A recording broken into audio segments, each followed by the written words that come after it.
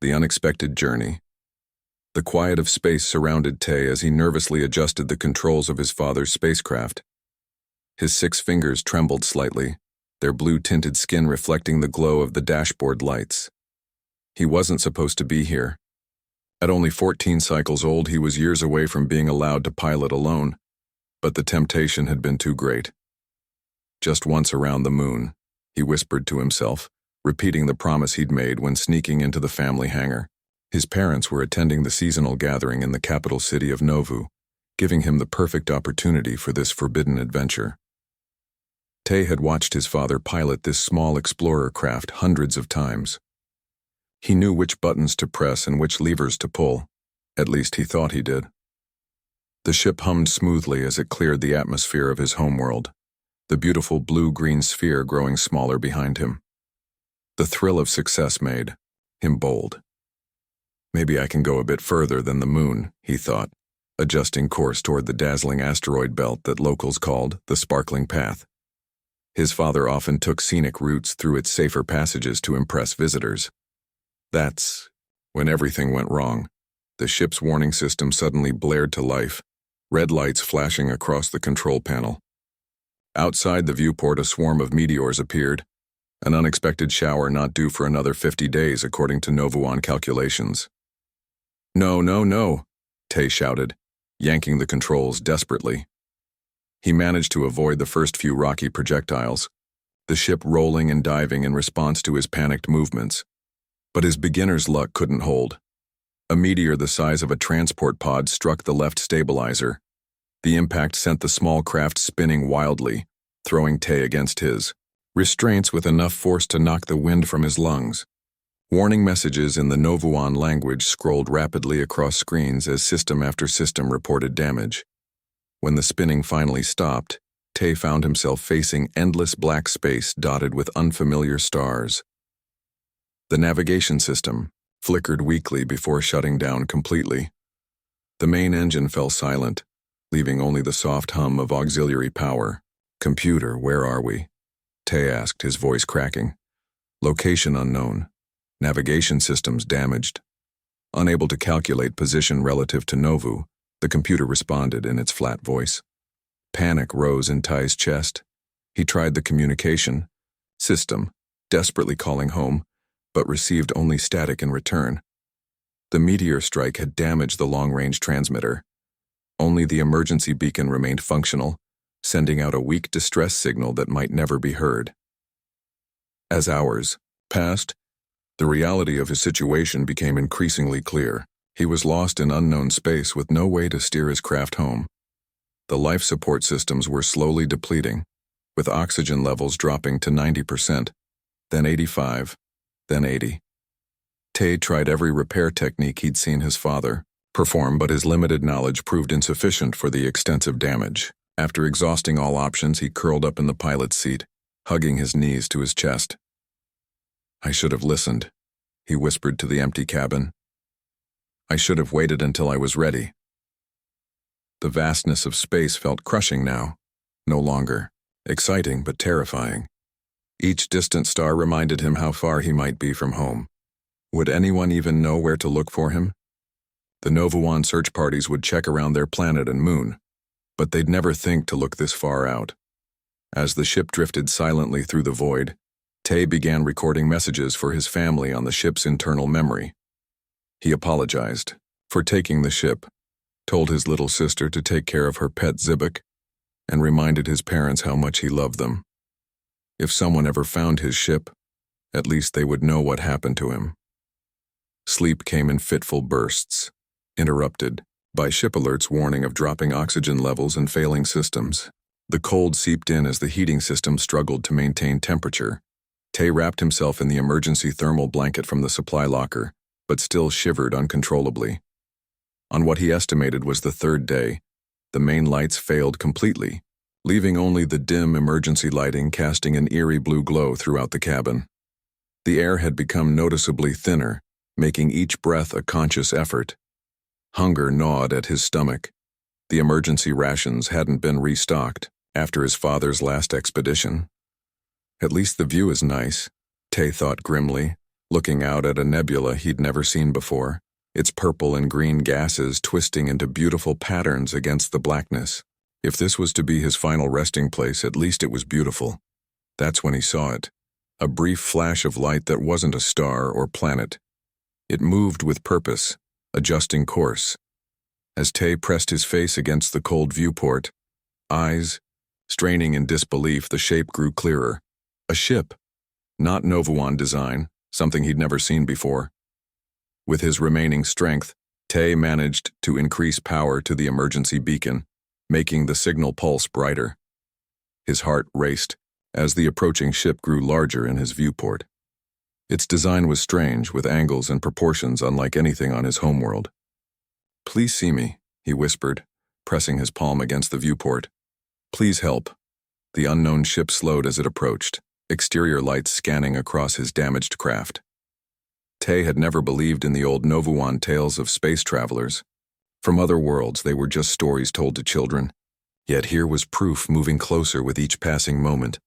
For the first time in days, hope flickered in Tay's chest.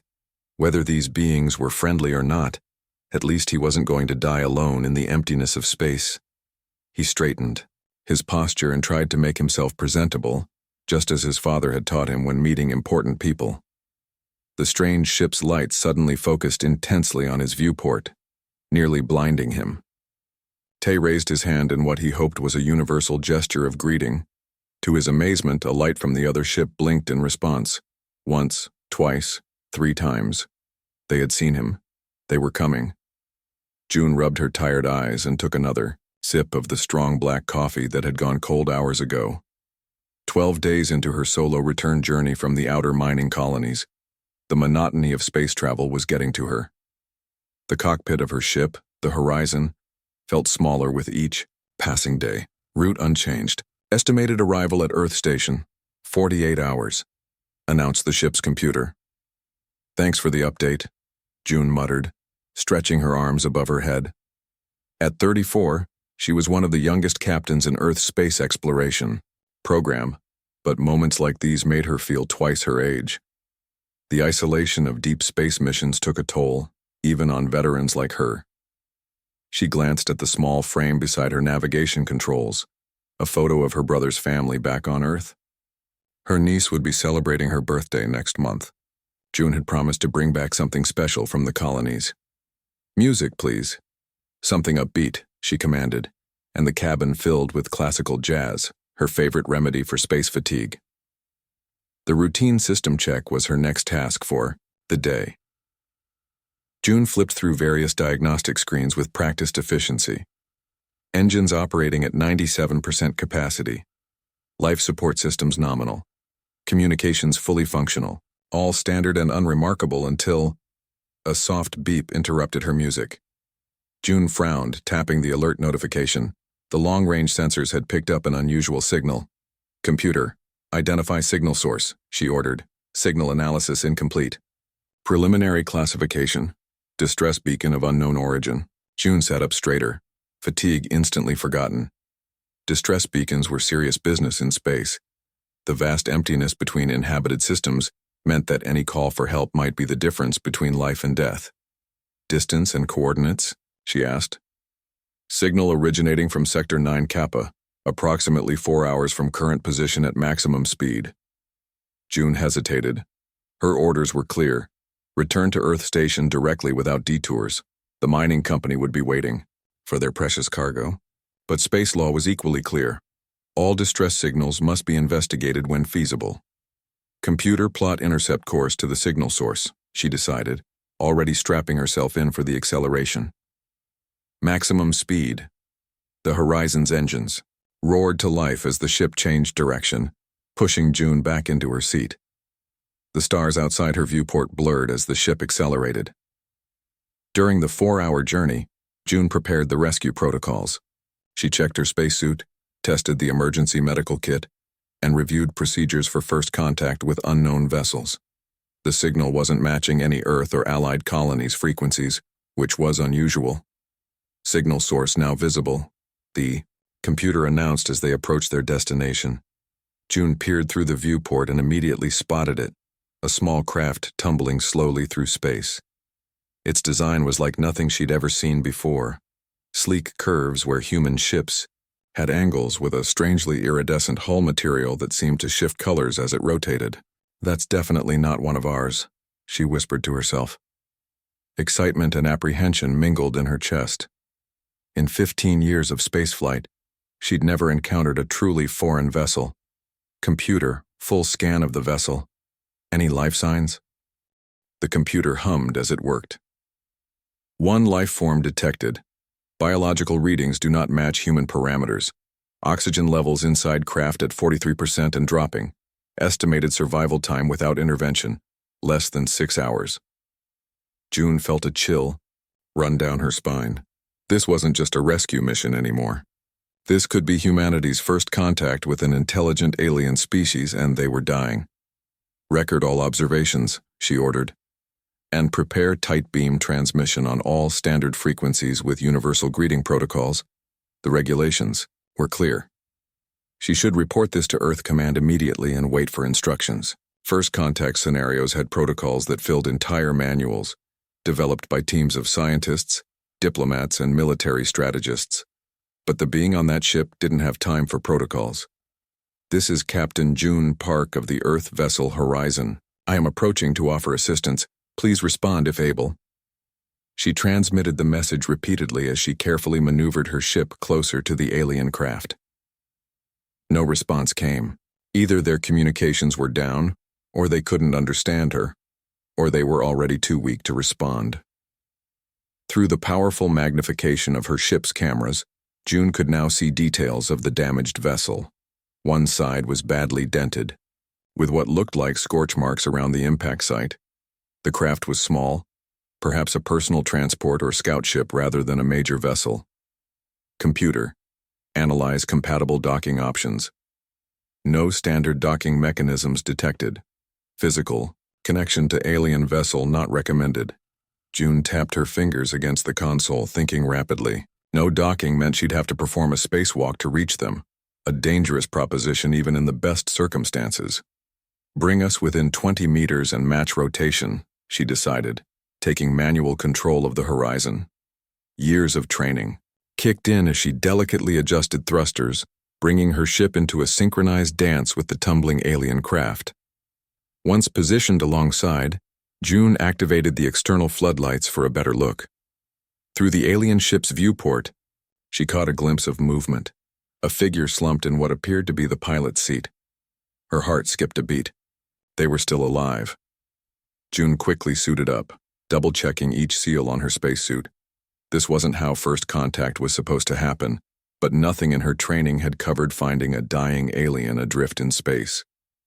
"Computer, maintain, position. I'm going EVA to assess the situation," she announced, entering the airlock. The ship's AI wished her luck as the air hissed out around her. Floating in the void between the two ships, tethered to the horizon by a thin safety line, June felt an overwhelming sense of the moment's importance. Before her was proof that humanity wasn't alone in the universe, proof that might die if she didn't act quickly. As she propelled herself toward the alien craft using her suit's thrusters, she noticed movement inside, a small figure pressed against the viewport watching her approach. June instinctively raised her hand in greeting, and to her amazement, the figure mirrored the gesture. "I'm coming," she said, though she knew they couldn't hear her through the vacuum of space. "Hold on just a little longer." Reaching the alien ship's hull, June found a surface that felt almost warm to the touch despite the freezing temperatures of space. The material had a slight give to it, unlike the rigid metals of human spacecraft. Looking through the viewport, she finally got a clear view of the alien inside. It appeared young, with blue-tinged skin and large, expressive eyes that reminded her somehow of her niece back on Earth. The being was clearly terrified but also hopeful as it watched her work. In that moment, looking into those eyes, June knew, with absolute certainty, that she was doing the right thing, no matter what Earth Command might say later. This wasn't just an alien. This was someone who needed help. "I'll get you out of there," she promised silently, already planning how to create a temporary airlock between their vessels. "You're not alone anymore." June hovered outside the alien craft, her mind racing through possible solutions. The being inside pressed its six-fingered hand against the viewport, eyes wide with a universal expression that needed no translation. Hope mixed with fear. "Computer, scan the vessel's hull and identify any potential entry points." June spoke into her helmet mic. The data streamed across her helmet display as her suit's sensors analyzed the strange material of the ship. Hull composition unknown. Detecting what appears to be an airlock mechanism on the starboard side, but configuration is incompatible with standard docking procedures. June propelled herself around the damaged ship, carefully examining every inch. The meteor impact had left a jagged tear near what looked like an engine housing, but opening that would decompress the entire cabin instantly, killing the occupant she was trying to save. The alien airlock was her best bet, but without compatible systems, she'd need to improvise. June tapped her wrist panel, opening a secure channel to her ship. "Horizon, prepare the emergency seal kit and magnetic anchors. I'm going to attempt a manual override of their airlock system." Her training had covered emergency transfers between damaged human vessels, but nothing about alien technology. This would be guesswork at best. Back at her ship, June gathered the necessary equipment: a portable airlock sleeve designed for emergency repairs, magnetic anchors to secure it, and a universal bypass toolkit. She also grabbed the med kit, though she had no idea if any human medicines would help in alien physiology. "I'll need a clear channel to the ship's AI for constant support," she told the computer as she prepared to return to the alien vessel. "And keep recording everything. If this works, the scientists back home will want every detail." Pushing off from her ship, June felt the weight of the moment. If she failed, not only would this being die, but humanity might lose its first chance at peaceful contact with another spacefaring species. As she approached the alien airlock, she saw the creature had moved there, watching her through a small port. Up close, June could see that the alien appeared young, perhaps not even an adult of its species. The thought of a child lost and alone in space strengthened her resolve. "I'm going to help you," she said, even knowing her words couldn't be heard. She gestured to the airlock controls, miming what she needed the alien to do. After a moment of confusion, the being seemed to understand, pressing several symbols on an interior panel. The outer door of the airlock shifted slightly but stopped halfway, jammed by the damage to the ship's systems. June wedged herself into the gap, pushing against the door with her legs while pulling with her arms. The powerful servos in her EVA suit strained against the stuck mechanism. "Come on," she grunted, feeling sweat beading on her forehead despite the suit's cooling system. With a sudden groan of protesting metal, the door slid open enough for her to squeeze through. Inside the small airlock chamber, June faced her next challenge. The inner door had to remain sealed until she could ensure the alien wouldn't be exposed to vacuum. She quickly deployed the emergency seal kit, creating a flexible tube connection between the alien airlock and the bag she'd brought from her ship. "Computer, analyze the atmosphere inside the alien vessel," she requested as her sensors picked up readings through the inner door. "Atmosphere contains oxygen, but at lower levels than Earth normal. Additional gases present include elevated nitrogen and traces of an unknown compound. Temperature approximately 18 degrees Celsius. June made a quick decision. "The oxygen content is close enough. I'll keep my helmet on but remove the full suit." Once inside, working in the cramped space, she set up the bypass system that would allow her to open the inner door without compromising the cabin's remaining atmosphere. Her fingers moved quickly, connecting universal adapters to the alien technology. Through a process of elimination rather than certainty, a sharp hissing sound made her freeze. Had she made a mistake? Was precious air escaping? But the readings showed stable pressure. The sound was coming from the ship's systems, not her equipment. "Warning," came the alien vessel's computer voice, speaking in a language June couldn't understand but with a tone that needed no translation. The blue-skinned being on the other side of the inner door looked up in alarm as the lights inside the cabin dimmed momentarily. June's suit translator couldn't make sense of the alien language, but the ship's failing condition was clear. She had minutes, not hours. With the bypass connected, June took a deep breath and activated the inner door release. It slid open with surprising smoothness, revealing the ship's small cabin. The air that rushed out carried a strange, sweet smell, even through her helmet filters. The young alien backed away, pressing against the pilot's chair. Up close, June could see the creature's blue skin had a grayish tinge, a bad sign, she guessed, in any species. Its breathing was rapid and shallow. June raised her empty hands in what she hoped was a universal gesture of peace. "I'm here to help," she said softly, before realizing communication would be her biggest challenge. She pointed to herself. "June." Then she pointed to the alien. The being blinked slowly, then seemed to understand.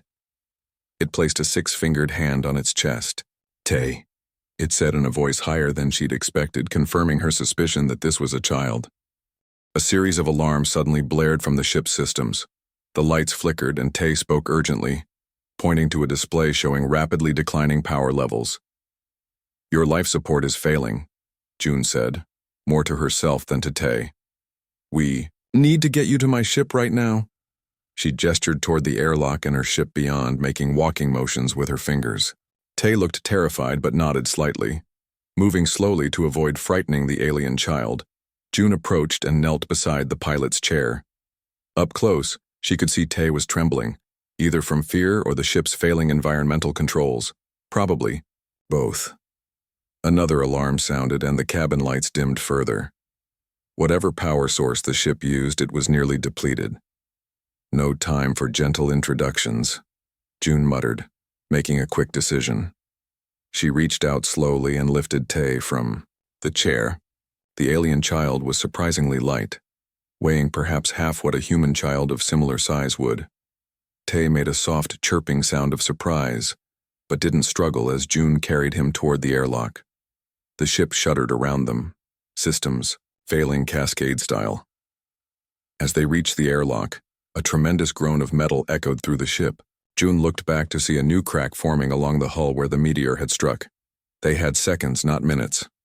"Hold tight," she told Tay, clutching the alien child close as she sealed her helmet. With her free hand, she activated the emergency evacuation sequence she'd programmed into the bypass.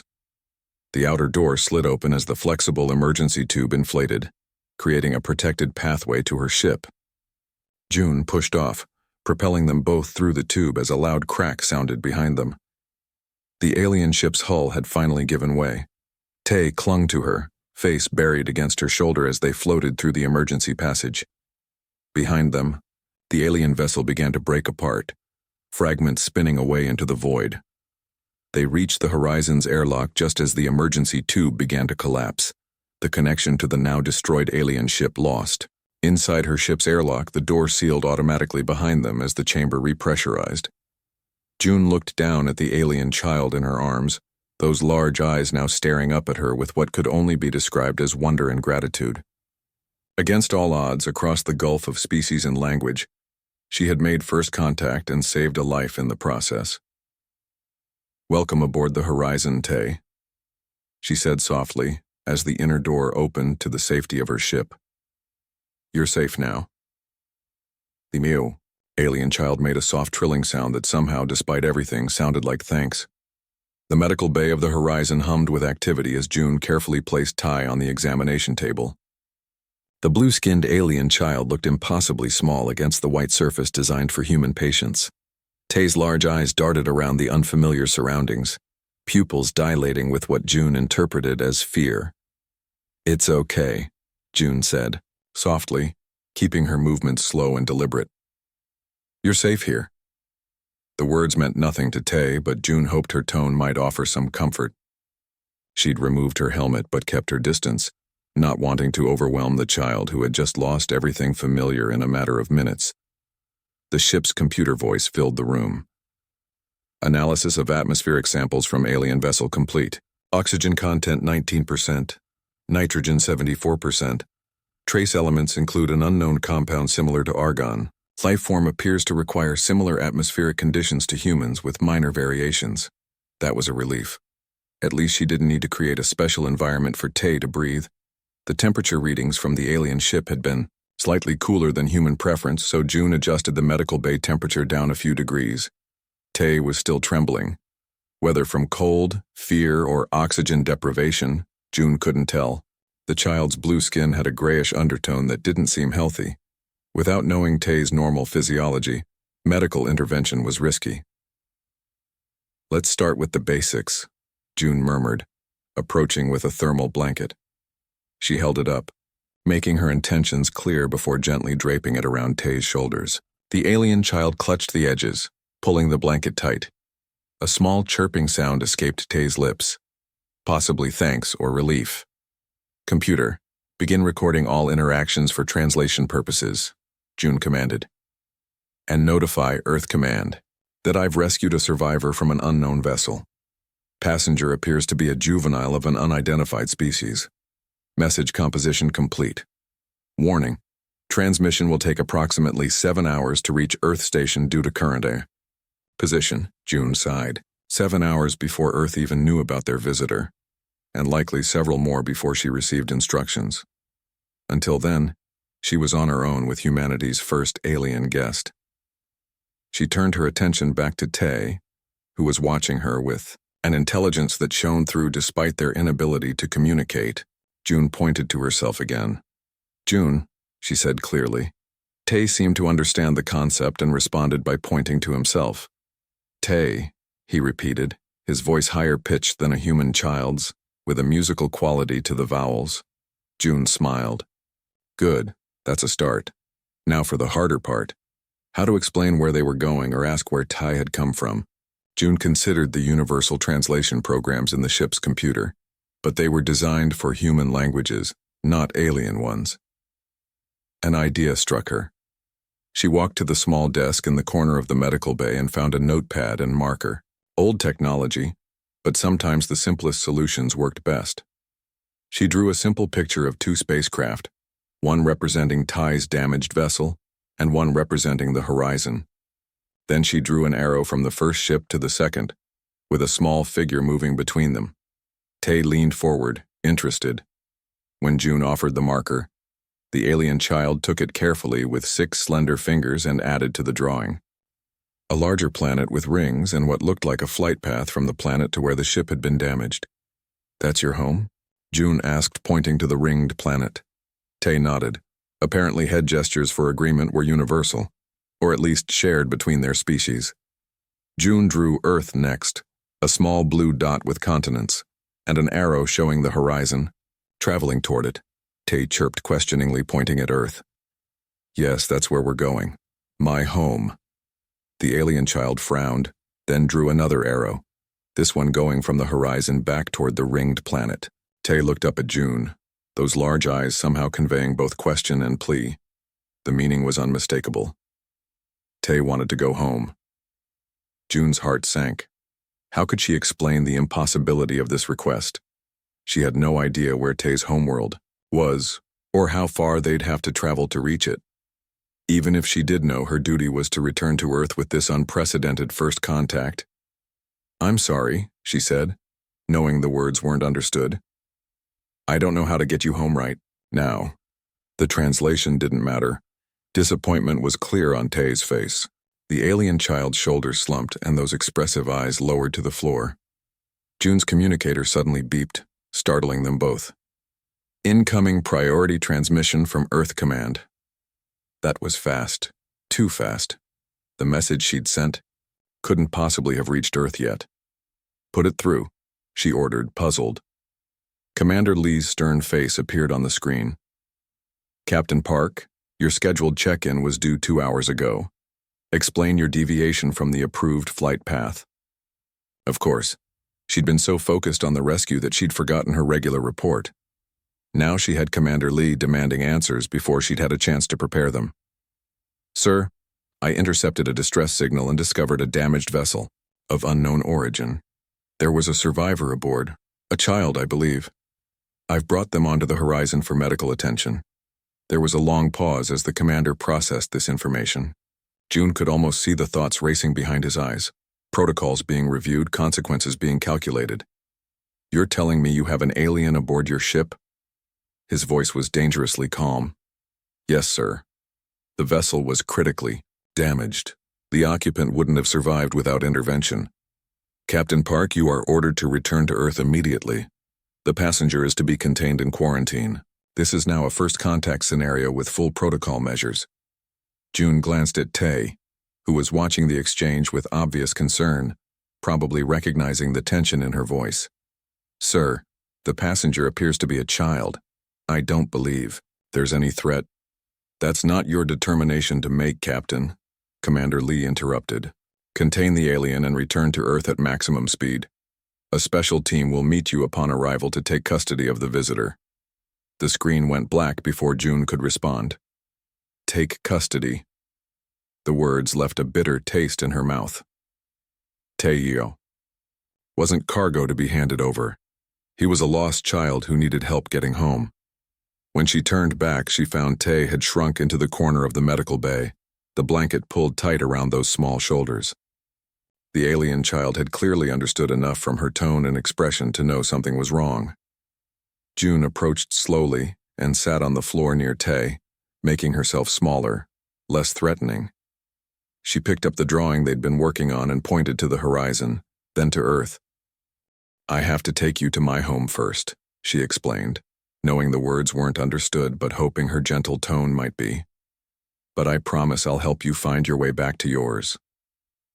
Tay looked at her for a long moment, those alien eyes somehow conveying a wisdom beyond the child's apparent years.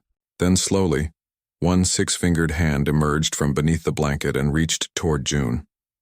She extended her own hand, and their fingers met in the space between them, different in number, different in color, but identical in their meaning. A gesture of trust. In that moment, without a single word understood between them, a bridge had been built across the stars. The next 2 weeks aboard the Horizon transformed the ship's lone cabin into something unexpected, a classroom where teacher and student constantly switched roles. June had cleared the small dining area, covering the walls with drawings, star charts, and the beginnings of a shared language. Earth, June said, pointing to the blue marble on her display screen. You Earth, Tay repeated, the alien child's mouth struggling with the unfamiliar sound. Then he pointed to another image they'd pieced together from his descriptions. Novu. June smiled. Novu. Your home. Their makeshift communication system had grown daily. It began with simple drawings and gestures but evolved into a crude dictionary of shared words. Tay proved remarkably intelligent, absorbing human language concepts with surprising speed. June wondered if all Novuans learned this quickly, or if Tay was exceptional among his own kind. Earth Command had been sending messages every 6 hours since she'd reported her passenger. The initial shock had given way to excitement, then to bureaucratic planning. Scientists, diplomats, military personnel, everyone wanted a piece of humanity's first alien visitor. The messages described isolation facilities, testing protocols, debriefing schedules. None mentioned helping Tay get home. Captain Park, you are 3 days from Earth orbit, Commander Lee's latest transmission reported. The first contact response team is assembled and awaiting your arrival. The subject will be transferred directly to the secure facility at... June switched off the message. She'd heard enough. In Commander Lee's updates, Tay had transformed from a lost child into the subject, a specimen to be studied. She looked across the cabin where the young Novuan sat cross-legged, carefully examining the star charts displayed on a tablet. Over the past weeks, they'd pieced together what had happened. Tay had taken his father's ship without permission. Apparently, teenage rebellion crossed species boundaries. The meteor strike had damaged his navigation systems and sent him far off course. By June's calculations, he'd drifted for nearly 12 days before she found him. More importantly, they'd worked together to identify where Novu might be.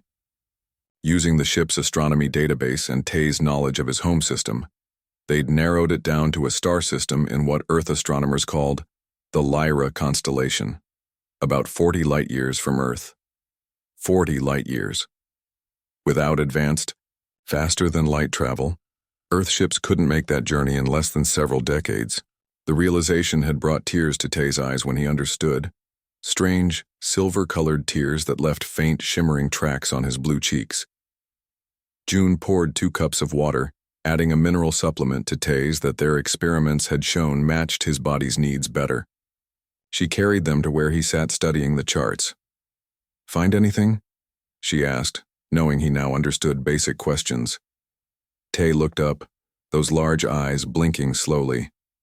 Home, far. He'd mastered several hundred Earth words already, though. Complex grammar still eluded him. "Yes," June agreed softly. "Very far." She sat beside him, examining the charts. Something had been bothering her about their calculations. Tay's ship, though damaged, had technological capabilities beyond Earth vessels. Its hull material alone was unlike anything in Earth's scientific knowledge. The propulsion system, what little she'd been able to examine before the ship broke apart, hinted at principles Earth physicists had only theorized.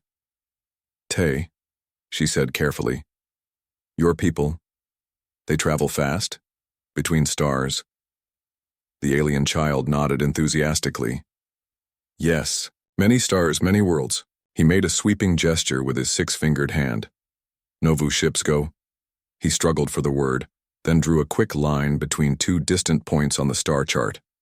"Fast," June supplied. "Faster than light?" "Yes, fast light." A hope began to form in June's mind. If the Novuans had faster-than-light technology, they might have a much wider exploration range than humans. There might be Novuan ships within reach, perhaps even searching for their missing child.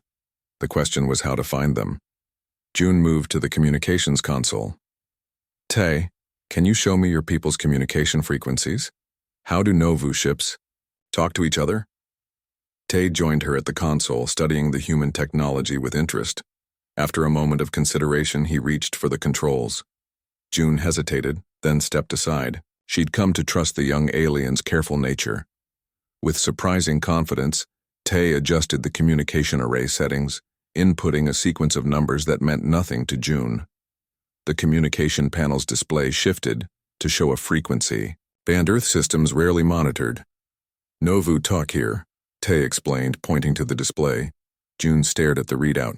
If she broadcast on that frequency, using Earth's standard distress protocols, would anyone hear it? Would they understand? More importantly, would they be friendly? She thought of the reception waiting for Tay on Earth. Scientists with probes and tests, military personnel with containment protocols, years of isolation while bureaucrats decided his fate. No child deserved that, human or alien. "What do I say?" she asked Tay. "How do I call your people?" Tay's face lit up with understanding.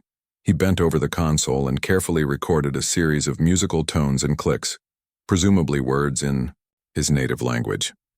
June's hand hovered over the transmission button. This was against every protocol in her training. She would be disobeying direct orders, possibly endangering Earth if the Novuans weren't as peaceful as Tay suggested. Her career would certainly be over. She pressed the button. The message transmitted, carrying Tay's voice into the void along with the horizon's coordinates. Now they could only wait. "You help Tay go home?" the young alien asked, hope evident in his voice. June nodded. "I'll try." The next day passed in tense silence. June adjusted their course, slowing their approach to Earth without making it obvious to command. She gave excuses about checking engine parameters, buying time while they listened, for a response on the Novuan frequency. Just as June was beginning to lose hope, the communication array lit up with an incoming signal. Tay leapt from his seat, chirping with excitement as the message played. A series of sounds similar to what he had recorded. "They found us, my people." Tay's limited English couldn't contain his joy. "They searched long time," the message repeated, and June realized with a start that it included coordinates, nearby coordinates. A Novuan vessel was less than a day's journey away at the horizon's top speed. She faced the hardest decision of her career: follow orders and take Tay to Earth, or change course and reunite him with his people. It wasn't really a decision at all. "Let's take you home," she said, already plotting the new course. 18 hours later, the horizon sensors detected an approaching vessel. It dwarfed her ship, its iridescent hull shimmering with the same material as Ty's damaged craft had used. On the view screen, June could see elegant lines and curves forming a ship unlike any human design. Tay pressed his hands against the viewport, chirping and trilling in his native language. The approaching ship responded with lights flashing, in patterns around its hull, some form of visual communication. "Your family?" June asked. "Yes," Tay confirmed. "Father, mother and big ship. Search for me." As the ships drew near, a transmission came through in broken English. "Human vessel. Thank you. Save our child." They had translators. They'd been studying humanity. June swallowed hard. "This is Captain June Park of the Earth vessel Horizon. I'm glad I could help Tay return to you." The communication channel filled with musical sounds as the Novuans spoke among themselves. Then the English voice returned.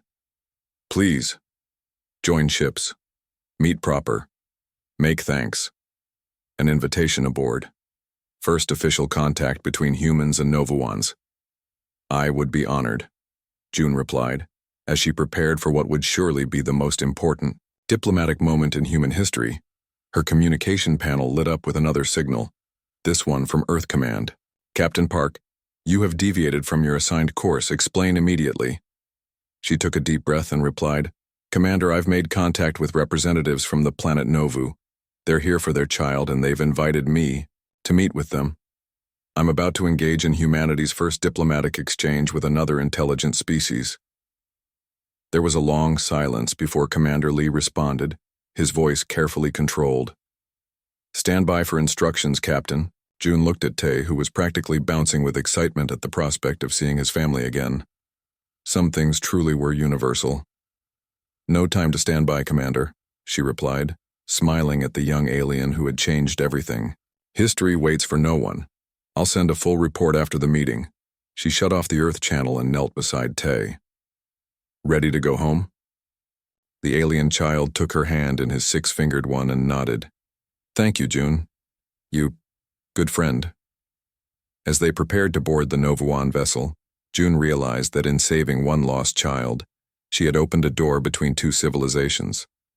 Whatever came next, reprimand, demotion, or perhaps a new role as humanity's first ambassador to the stars, she knew she'd made the right choice. Some barriers were meant to be crossed.